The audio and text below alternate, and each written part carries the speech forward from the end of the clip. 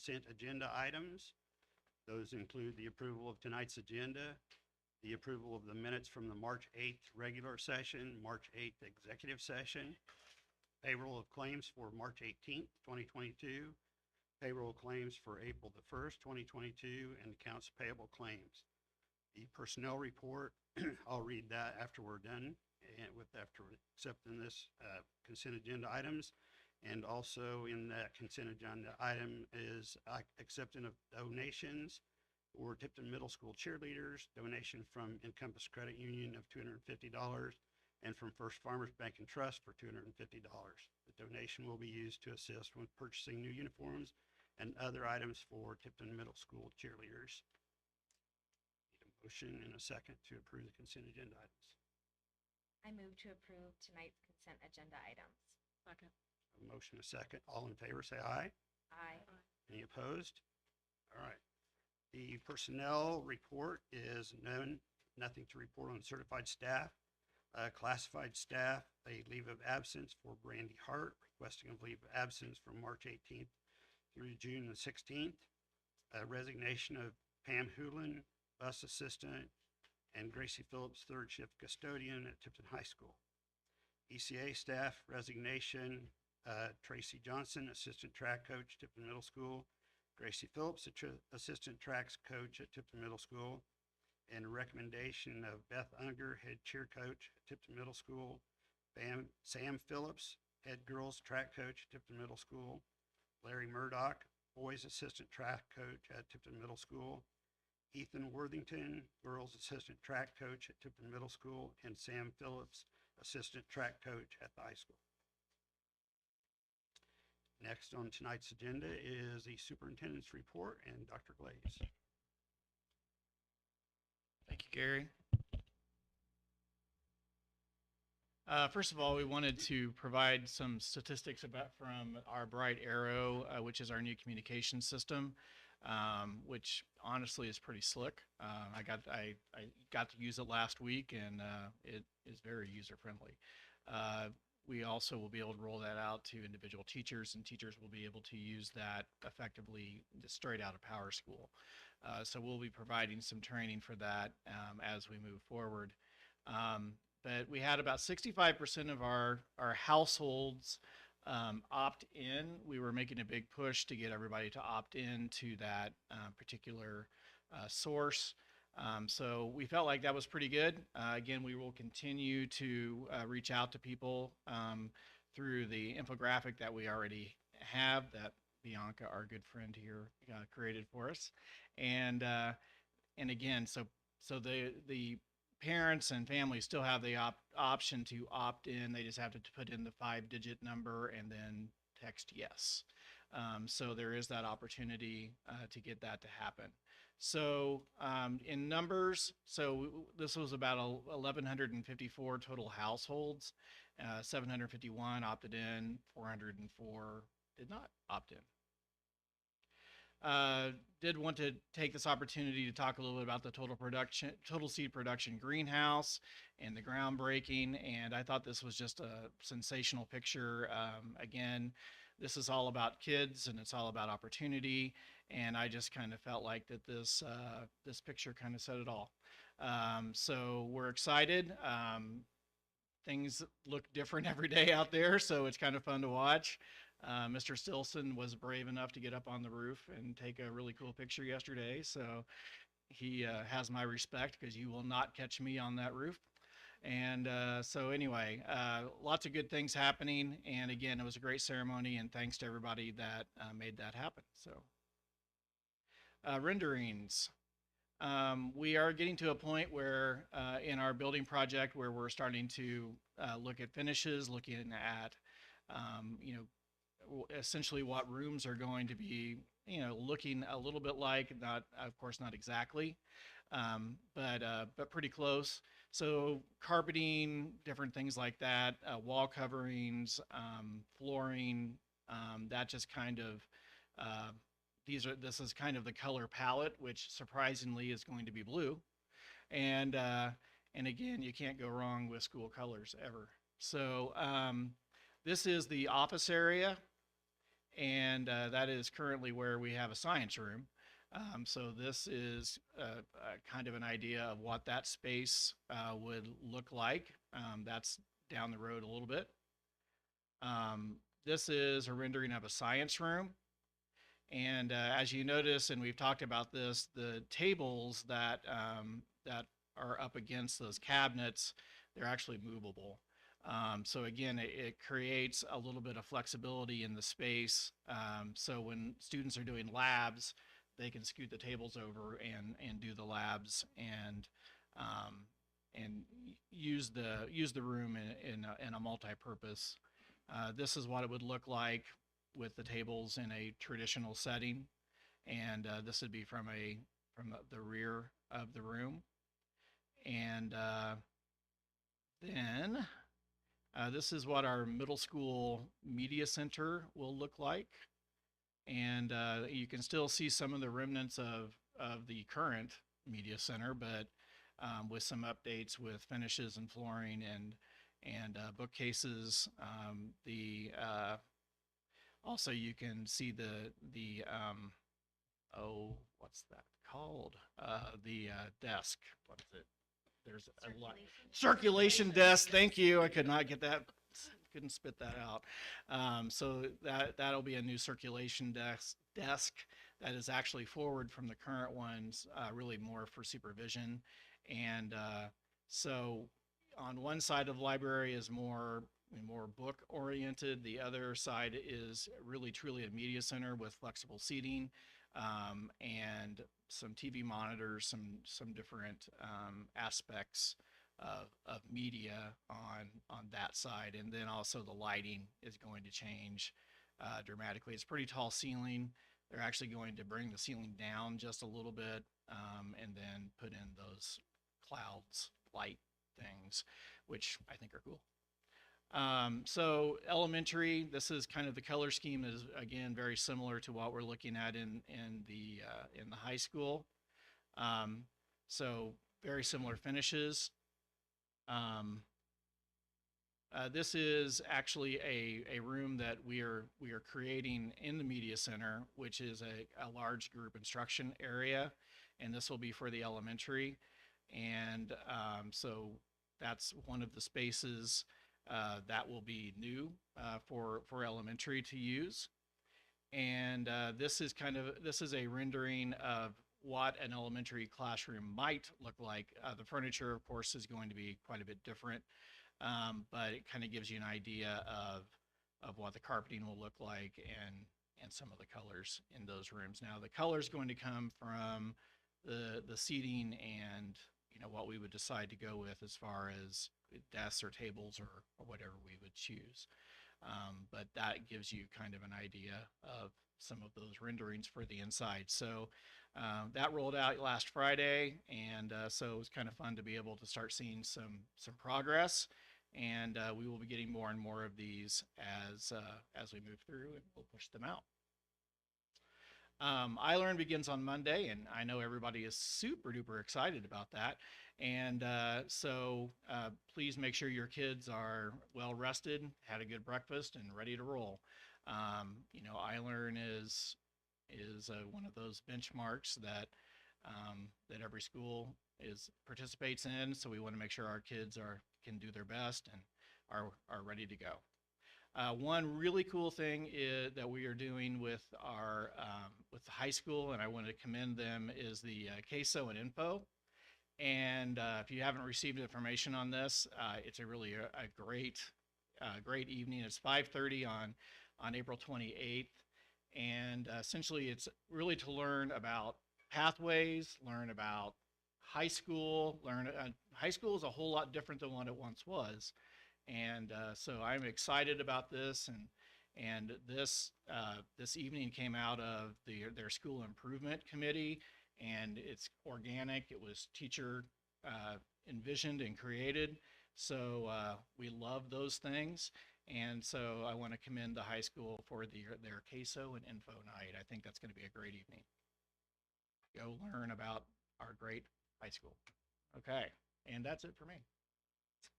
All right, next on tonight's agenda is Spotlight on Schools, and we have Mr. Shaver and some TMS band students with us.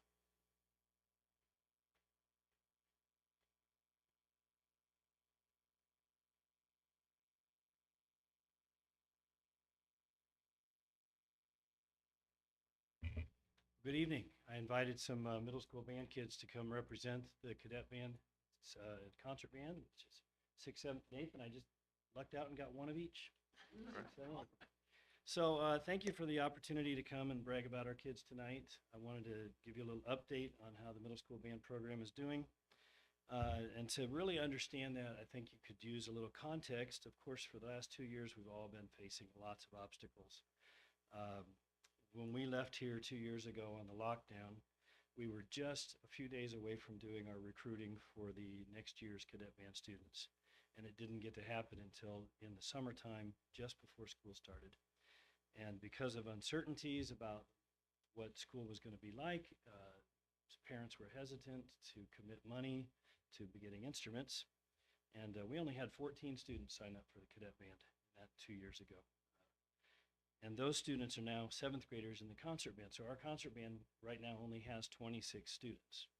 We also lost a handful of students more than we normally would have from that 4.5 months being away, who just didn't sign up to return to band. So we've been operating on a skeleton crew, and all I can say is that it's a crew that at least has had a good representation of instruments. We've been able to still have woodwinds, brass, and percussion, and actually have a band. So even though 26 kids in the concert band is not so great, I'm grateful for how it's worked out for them. Now on the upside, in the following year, 1 year ago, we recruited 27 students into the new concert band. And the really cool thing, I was looking back at my information, the students who signed up for joined band this year or last year, I think we've only lost one in that time, which is highly unusual. It's very common to lose a half a dozen students at the semester break or over summer break. So, we started the year with, 54 kids, and we have 53. That's just phenomenal. So I'm really proud of the kids for committing to what we're doing. So I want to tell you about a couple of accomplishments that they've had this past semester that have struck me as, I think, noteworthy. Every January, I invite students to participate in the optional solo and ensemble festival. This is a chance for kids to play individually or in small ensembles at Kokomo High School at the end of January and earn an award. So if they play well and the judge is impressed, they get a gold award or a silver or a bronze, depending on how they do. Silver awards, you can always count on having a few, but we've been pretty fortunate to mostly have gold awards. But this year, we had 18 students sign up to participate, and this means learning music in addition to their normal band music and committing to some after-school rehearsal times. And of those 18 students, we had 13 entries in events, and all 13 events earned gold awards this year. And then I looked back and realized this was at least the 3rd year, if not the 4th year in a row, we've had all gold awards at solo and ensemble. So somehow they're still moving right along and doing a great job. Then in January, February, March, our big focus as band is to get ready for our annual adjudication, which takes place at Northwestern High School. It's sponsored by ISMA, our State Music Association. And this year at Northwestern High School, the numbers of schools who participated was down a little bit. I think there were 7 or 8 schools represented with maybe 14 or 15 ensembles, bands and orchestras. We call it contest, but technically speaking, it's just against ourselves. Every school can get a gold award. You're performing for 3 judges, and in a typical year, you are expected to perform 3 pieces of music, a regular full concert performance. ISMA decided to let every school have the option this year of only performing 2 songs if they just didn't think they could get 3 songs ready. I said we were going to go ahead and do 3. I didn't even tell the kids it was an option. I just wanted them to have a regular experience and see if we could pull it off. I was concerned, though, especially in March when the flu bug started going around. I got it myself and missed a day on the week of contest, so there was a rehearsal messed up. The next day I was back, but 9 concert band kids were out, and there were 4 or 5 cadet band kids also missing. And so, contest morning came, and I still had 4 concert band kids out and a couple of cadet bands. So 26 was down to 22, 27 was down to 25. Thankfully, we had our tuba, so that always works out well. So I wanted to tell you the results and to really understand the significance once I found these out 1 week ago. I mean, I knew our score, but I wanted to see how we stacked up against other schools, just to see, just for progress sake. And when I found out last week that one of the schools that sent bands, when we had Eastern, Northwestern, Central International from Kokomo, Taylor, us, and Fishers. I don't know if you know anything about the Fishers band program. Their high school concert band has been one of the top 10 in the state for the last several years. They have 3 large middle school bands. They have 6 high school bands. This is a top-notch band program. For some reason, they decided to come to Northwestern. And I thought, oh boy, and we had to follow one of them. You never know how that's going to stack up comparison-wise. But I'd like to report that all 3 judges gave both of our bands gold awards, and that compared to all those other schools, our 2 bands tied the 2 top Fishers bands with the best scores of the day. So I'm just really, really proud of our kids. I'm just glad that we can continue providing something excellent for them to be a part of and something they can take pride in with all their work and effort. I think some credit for this must be given, for instance, to Mr. Skiba, who comes every day to the middle school and team teaches with me, with those students. And I've been very excited this year and have enjoyed immensely working with him, and also getting to go to the high school every day and team teach at the high school band, which has been fun to get to work with those kids that I used to have in the middle school and to see them continue to grow. And I think it's been very beneficial to the high school students too, at least I hope so. I also want to credit a couple of people who aren't here tonight. My wife, Mrs. Shaver, I call her Mrs. Shaver. And she once in a while, she'll just get up in the morning and say, you want me to come in and help? I'd say, okay. If you don't have anything else to do, she'll get up early and come in. Mr. Fletcher, who you all know and is retired, but he just loves it. He comes in and says, I want to help today. He just shows up sometimes, says, who can I help? And I always have somebody. He's eager to do anything I ask. But mostly I want to give credit to our students. They have worked very hard, have seen the value in what we're doing, and have taken on the challenges, risen to it. So I think you can be very proud of them, and I know I am. Thank you very much. Great work.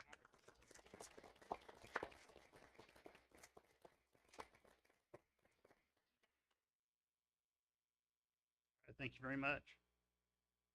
Next on the agenda is department reports that you were given in your packet. Student achievement and assessment by Mr. Dworsky, student services and transportation by Mr. Clark, food services by Mr. Prohl, and technology by Mr. Gingrich. And if you have any questions on any of that stuff, we might be able to answer those.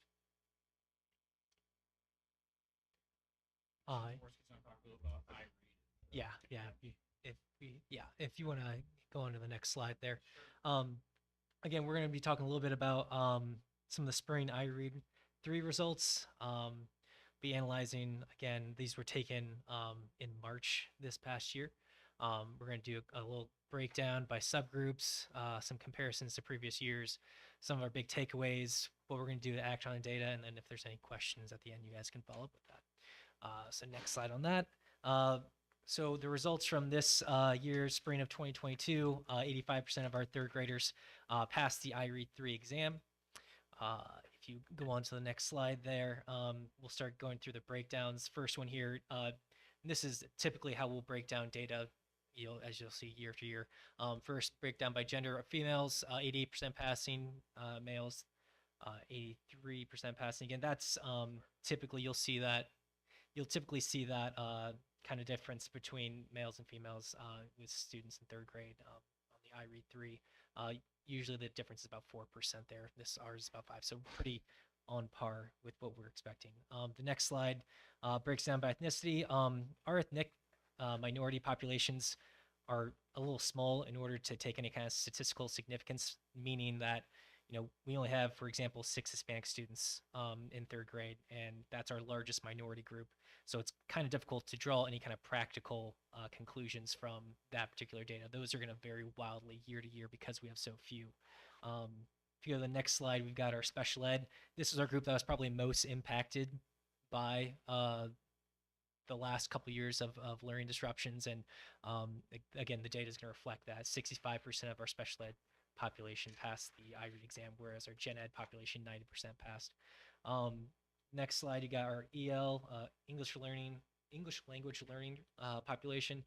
Again, we only have 2 EL students, so similar before, kind of a low statistical significance there. Again, 1 passed, 1 didn't. Going into the next slide, our socioeconomic students, economically disadvantaged. Majority of our did not passes came from this particular group. Again, another group that's pretty impacted over the last couple of years. Again, 10 of our 16 students who didn't pass were from this particular group. Compared to the last couple iRead assessments, we're still trending down, and that I will get to in a little bit is not entirely unexpected. Again, these are the students in 2022 who took the test this year who were in first grade when the pandemic really started having its impact on daily life here. In fact, you'll notice that in 2020 we didn't take the iRead assessment. So again, these students, what we're seeing here is pretty much what we anticipated when everything started happening a couple years ago, is your scores are going to start going down, and it's going to take a little bit of time for those to rebound. How much time that is, that's really entirely up to us. So if we go to our next slide, some of our big takeaways I want to kind of pull out here. So first off, again, scores may be down over the last couple of years, but like I said, it'd be pretty irresponsible to kind of view that data in a vacuum. We have been, and likely still are, well above the state average on iRead scores. Again, the statewide summaries don't come out for a little while. They wait until after the iRead retests, or the summer iRead retests, to release those. So again, historically speaking, we're always above state average. That shouldn't change. And again, that's all despite the disruptions to the learning in the last couple of years. Our most vulnerable populations, like I said, were the ones that were most greatly impacted. Again, that was our economically disadvantaged students and our special education students. Despite, again, those two groups taking the brunt of the hit academically, our economically disadvantaged students and special ed students are still well above the state's historical passing rate on iRead. So again, while our scores may be going down, we are still above what the general average student is in Indiana. And I think that's, again, commendable for our staff. Again, the efforts of our staff, students, and families really should be applauded. I know the negative trending data looks concerning, but honestly, it could be a lot worse. And that's something I think is in no small part due to the efforts, like I said, of our students, staff, and our families. So what are we going to do about it? So it's one thing to see that data, but if you don't do anything with it, again, it's worthless. So what are we doing with this? So first off, we've identified the 16 students, obviously, who did not pass the iRead. We plan to have a plan in place that's going to support those students both now and through our summer school offering, where they will be able to, again, retest in the summer. Our PLC teams, again, across the district are currently working on developing a scope and sequence that's going to align the work of each grade level to ensure that there aren't any gaps in that curriculum and our instructional practices are becoming a little bit more aligned. I know the elementary is working really hard. There's a lot of difficult conversations happening about how we're going to kind of bridge some of the gaps that kind of naturally occur over the last few years. And like I said, a lot of hard work being put into that. Dr. Glaze and I are also currently pursuing some additional supports to provide our teachers and our Title I staff for some reading intervention, both at a tier 2 and a tier 3 level. Again, trying to just provide as much support as we can for those students. Because again, that dip that we're currently experiencing, it can be worse and it could continue to get worse, or we can address it and make sure we start bending that back to the positive direction. And then finally, reading isn't just a third grade skill. I had a conversation actually with Mrs. Ripberger earlier this week or last week about how, okay, these scores are obviously something that we're not satisfied with, but I wanted to kind of reiterate to her that it's not simply a third grade metric. All right, it's kind of a misnomer calling it an iRead 3 test because it makes it assume that it's entirely on our third grade team, and it's not.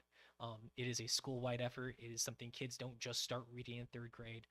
It's something that we need to make sure that we're providing support as needed across all of our grade levels, not just our third grade team. Again, we have a great staff. Everybody here is working hard, and it's a matter of just making sure we're moving in the right direction, putting our efforts in the right areas. So that's kind of a summary of our iRead 3 data. Do you guys have any questions for me from that? I think I read in your notes, Mr. Jaworski, that all 16 of those students will be invited to summer school Yep.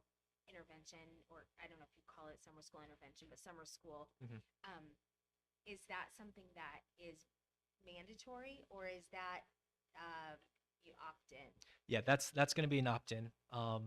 Because again, summer school is not a mandatory thing. But again, I'm not entirely sure historically how many of those students we typically get back for summer school. I imagine it's quite a bit. I think our elementary does a great job of reaching out to those families, explaining the importance of this, and explaining that if this doesn't get done this year, it's going to happen. They're going to take it again next year, and so take advantage of those resources, take advantage of those supports while we have them here.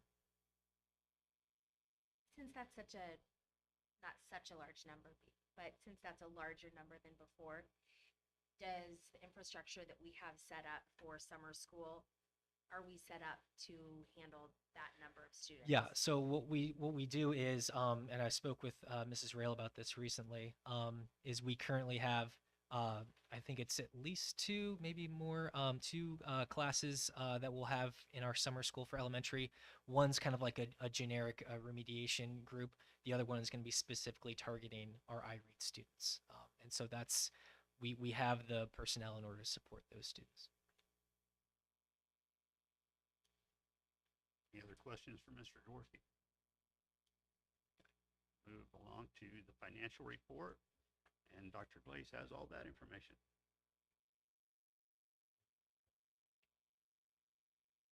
So once again, we're always happy when the numbers are in the positive. So our cash balance in education fund is 668,000, operations 865,000, and our debt service is 916,000. Again, just a reminder that, we have currently, our cash balance is obviously down a little bit in operations, and that's mostly because of the 840,000 that is either encumbered or spent on the projects. So again, that number is is impacted by that. But in general, I think we're doing great. So what do you think, Bob? What do you think, Bob?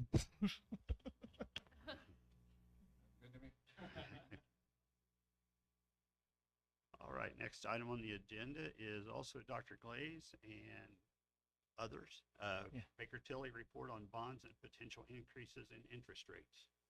So you're welcome to come on up. Tyler, is that correct? Right. Okay. Good evening. Thank you for having me. I'm Tyler Leppelholtz with Baker Tilly. I'm here with my colleague Megan Gibson, and I'll be walking through the financial implications of the proposed projects. So I'll start off on slide 2.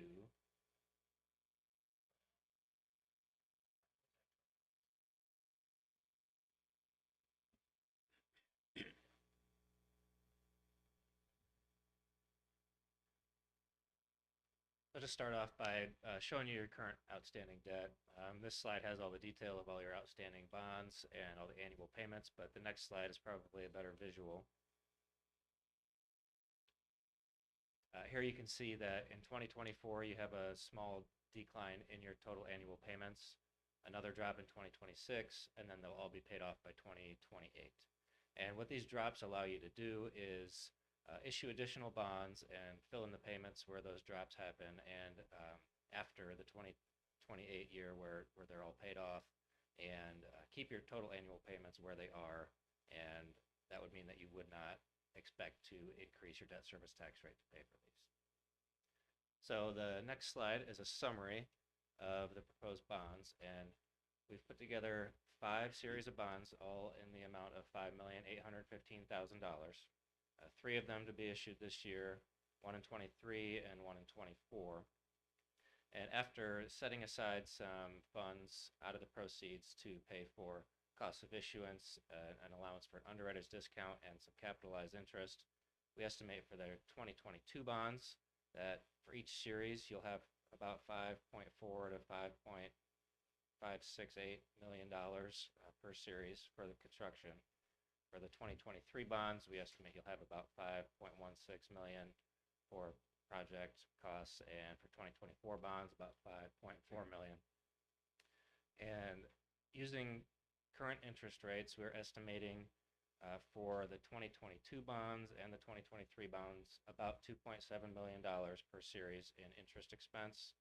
And then for the 24 bonds, we wouldn't have those be outstanding as long, so the interest expense would be a little less at about $2.4 million. Our current estimate for the 2022 bonds for each series is an annual payment of around $567,000. And for the 23 and 24 bonds, about $538,000. Now the legal documents that you'll be approving do have a maximum annual lease payment in there.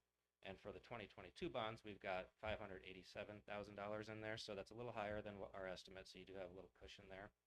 And then the 23 and 24 bonds, we've set those a little higher, and I'll explain that a little later in my presentation why we set it up that way. But then, as I said, we do not anticipate any increase to your debt service tax rate because of these bonds. So on the next slide, you will see how the proposed bonds look along with the outstanding debt.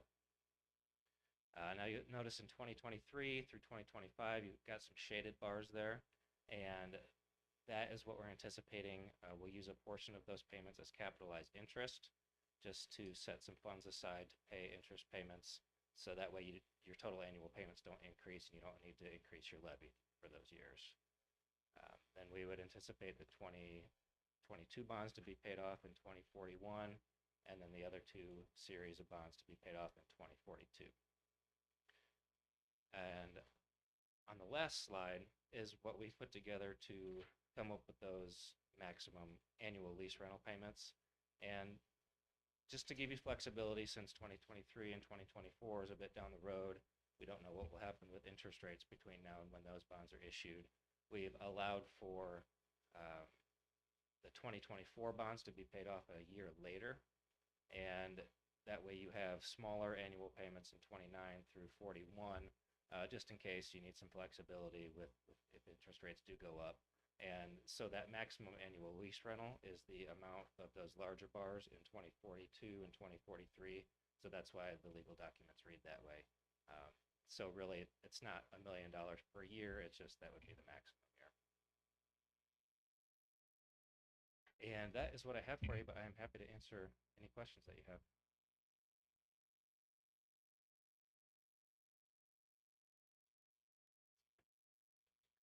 All right. Thank you. Thank you.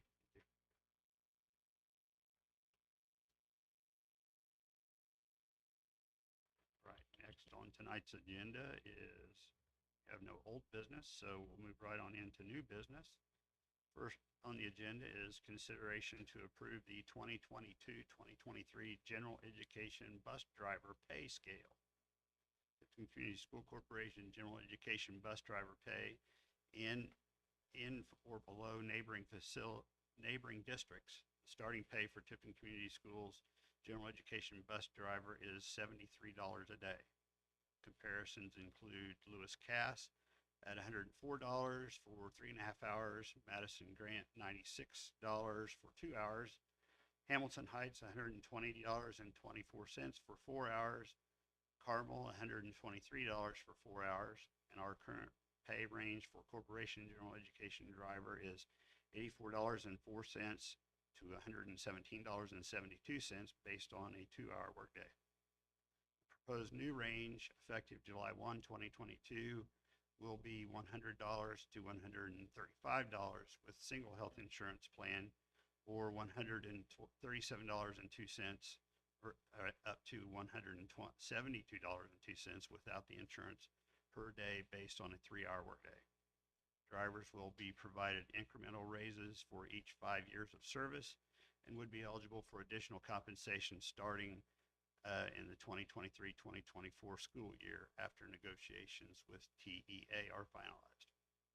It is recommended to adopt the 2022-2023 General Education Corporation Bus Driver Pay Scale and other benefits as presented in your board packet. Any questions or comments from members of the board? I'd just like to say I appreciate Dr. Glaze's efforts in working this out and meeting with the bus drivers and all the discussions. I really appreciate him taking the time to do that and get our pay scale right where it should be. other questions or comments? Hearing none, I would entertain a motion and a second to approve the new pay scale for general education bus drivers. Make a motion to consider to approve this. Motion, do we have a second? A motion and a second. All in favor of the new general education bus driver pay scale for 22-23, signify by saying aye. Aye. Any opposed? All right. Next on the agenda is consideration to approve the amended 2022-23 academic calendar and the 23-24 academic calendar. With the passage of House Bill 1093 by the Indiana General Assembly that limits school districts to 3 synchronous e-learning days, this change prompted the need to amend our 2022-23 academic calendar to allow for snow makeup days as well as 3 waiver days for professional development. In order to assist our families in future planning, the 2023-24 academic calendar is also included in your packet. Both calendars align with KSAC and will be distributed to families this week pending on board approval. Any questions or comments for Dr. Glaze on that? Entertain a motion and a second to approve the calendars. I move to approve the amended 2022-23 academic calendar and 2023-24 academic calendar. Second. I have a motion and a second. All in favor of the changes, the amended calendar, say aye. Aye. Any opposed? Okay. Thank you.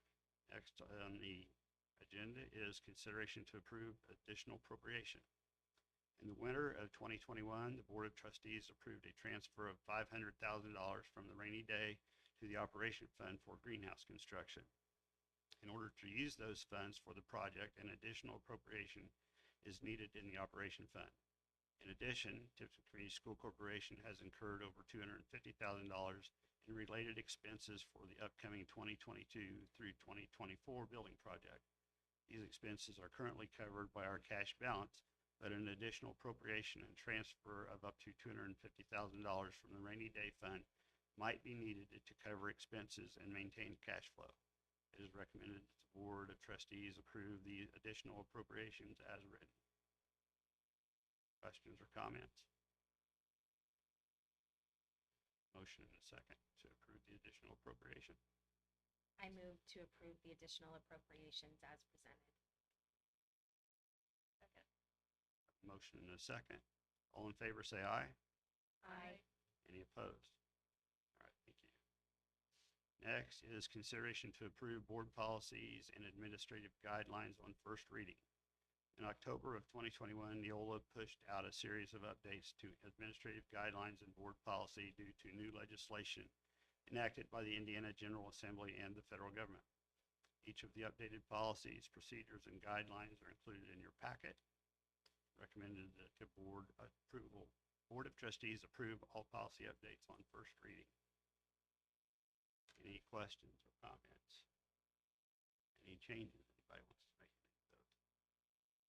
My only question would be those couple that we talked about before the meeting that we needed to select an option. Do we need to pull those out for later consideration, or do we need, or are we procedurally okay? We can do it either way. If you want me to go ahead and just that is, or we can just delay.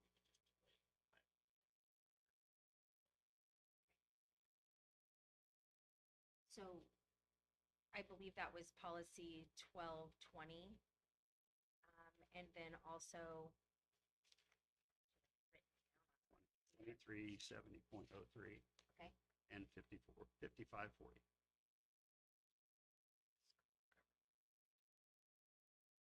Okay. So I guess I need a motion to approve the policy changes on first amendment with first reading with the exception of those 3 items. Motion and a second to do that. I move to approve these board policies and administrative guidelines on first reading with the exception of the 3 a motion and a second. All in favor, say aye. Aye. Any opposed? Thank you. And now, next on the agenda is we will recess from our public meeting and convene a public hearing on the 2022 amendment to leases and the 2022-2023 projects and additional appropriation. Do I have a motion to recess our meeting and convene our public hearing? I motion to recess. Motion and second. All in favor? Aye. Aye. Any opposed? All right. The 2022 amendment to leases and approving the 2022-2024 bonds and related matters document and grant permission to amend the series 2022 leases and the approval of the 2022 through 2024 bonds when sold. Once bonds are sold, an additional appropriation is needed to pay for the 2022-2024 projects. The additional appropriation allows Tiffin Community School Corporation to spend all proceeds of the Series 2022A, Series 2022B, Series 2022C, Series 2023, and Series 2024 on the upcoming building projects. At this time, we will open the floor for public comment regarding the 2022 amendment to leases and the 2022 through 2024 projects and additional appropriations. Anybody wishing to speak on this can come forward to the microphone.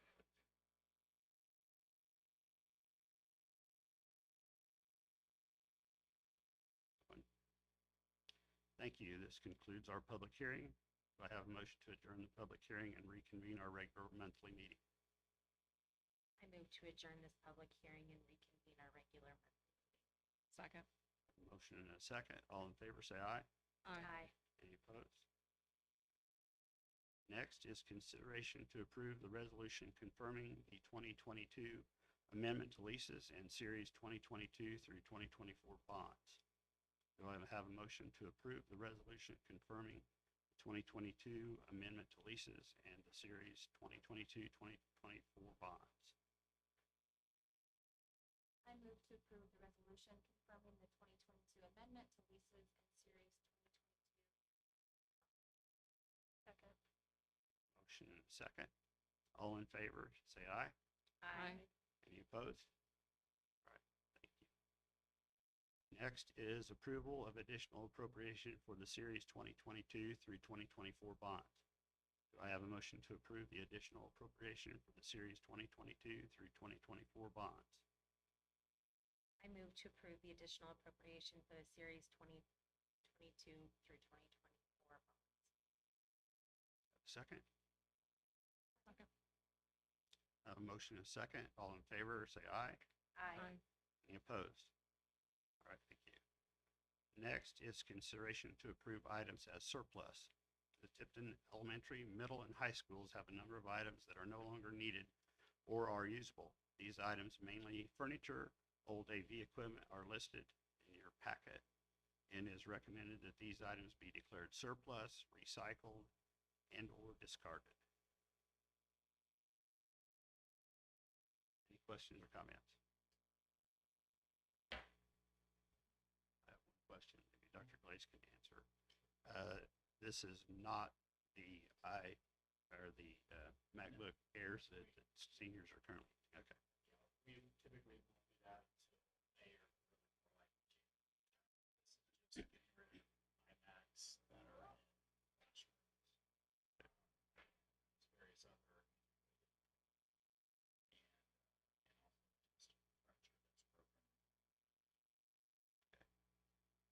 All right, we need a motion and a second to declare those items as surplus.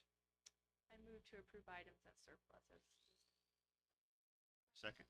Motion and a second. All in favor, say aye. Aye. Any opposed? All right, next on the agenda is consideration to approve property and casualty insurance and risk management premium quotes. In your packet is the school insurance summary review from USI Insurance Services. Our property and casualty is due for renewal April the 26th, 2022. We had a 7% increase over the last year due to inflation and increases in our cybersecurity premium. It is recommended the board approve approve as written. Any questions or comments? Need a motion and a second. I move to approve the property and casualty insurance and risk management premium quotes. Motion and a second. All in favor, say aye. Aye. Any opposed? All right. Next up is other matters to come before the board. Anybody on the board have any other items they want to bring up?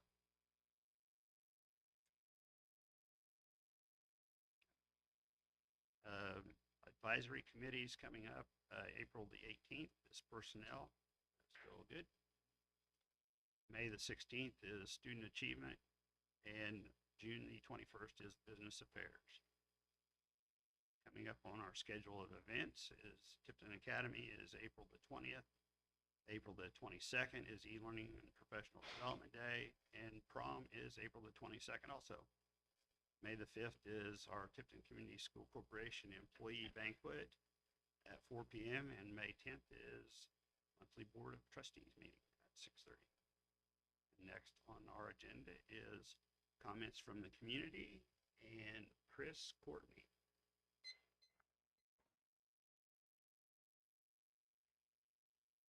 Good evening, everybody. I came to you last month to introduce an idea of having a curriculum advisory committee formed. And my question was basically, has anybody had a chance to look at that, talk about that, or is there anything on the horizon that we could know about as far as that goes? At this point,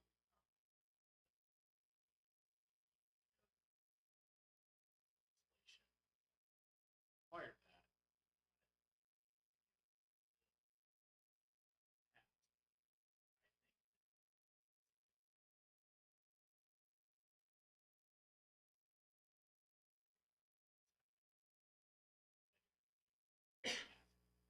Okay, sure. Well, I think my reasoning, because it didn't pass, it died in the House, but my reasoning was that if we were forward-looking, as opposed to being reactional, as opposed to, just waiting and letting it happen and then having to do it. So that was my thought behind that. I've also done some homework, and I have some, if anyone would like one, to take a look at a Greenwich, Connecticut Public Schools Curriculum Advisory Committee, their mission, vision, and I thought it was very well put together. So if anyone would like a copy of that, I can have that. Okay.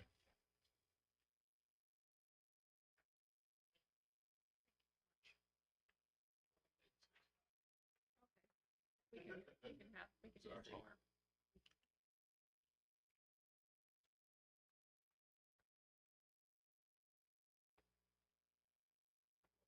All right, Thank you. Thank you. thank you. All right, our next speaker is Laura Satom.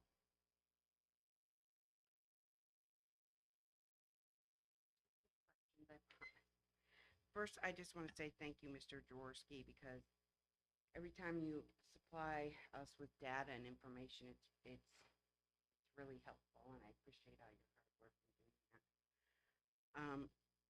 Regarding how we live stream the meetings, I know it from 5:30 to 6:30 portion, like the public and parents can come and sit. I know there's not a question format to it, and I noticed we just live stream the 6:30 to 7:30 portion. Has there been any thought, or is it possible to look at maybe live streaming like from 5:30 to 7:30? Because I know sometimes there's a lot of discussion and things that happen.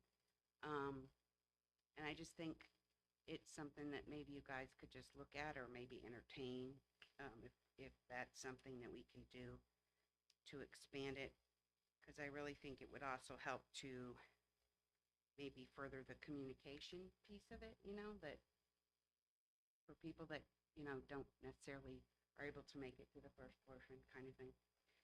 And secondly, regarding remediation, I do know, with the I Read 3, that they have like a summer program, and I don't know if it's still the policy that you have to pass I Read 3 in order to go to 4th grade or not. But was it maybe 2 or 3 meetings ago when the data was presented based on test results that were given?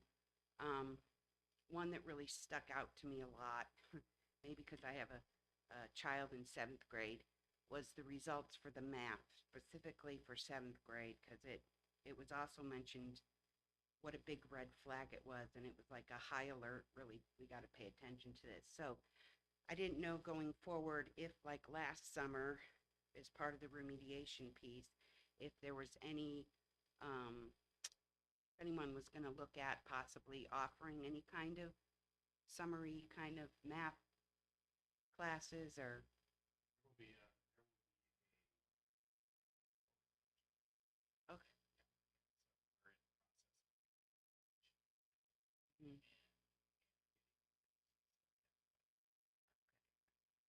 There won't be kids. that- No, Just Yeah, everything. yeah. Well, I mean, again, it's going to be based on need. Right. So, yeah. We won't have many happy kids, but Okay. they will thank us one day. Absolutely. All right, thank you. All right, thank you. All right, next is Leanne Miller. All right.